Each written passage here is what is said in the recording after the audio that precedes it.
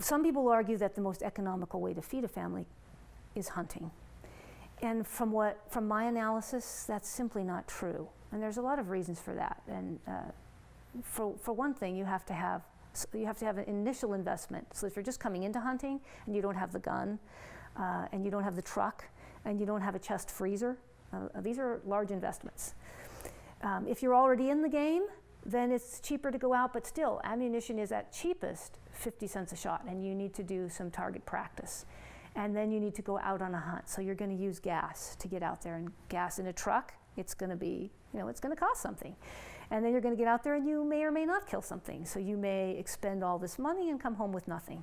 So if you're really looking for an economical way to feed your family, there's actually two other ways, and I did a cost analysis, that are actually cheaper. And one is if you go for bulk foods.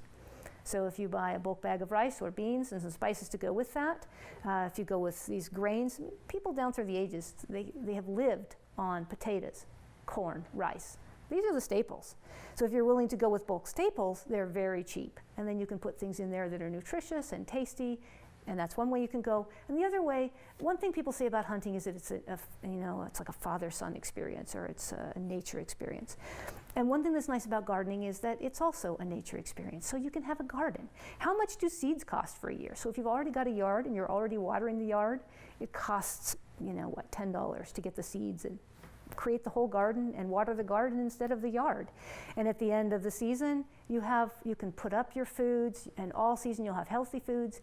And of course, it's also healthier. We know that the 5 main killers in our country are related to our very animal-focused diet. And that's unnatural down through the ages. That isn't how we ate because we weren't that wealthy. And that eating more vegetables and more grains will reduce the 5 main risks that we're dying from in this country. We're not dying from eating broccoli. That's not killing anybody.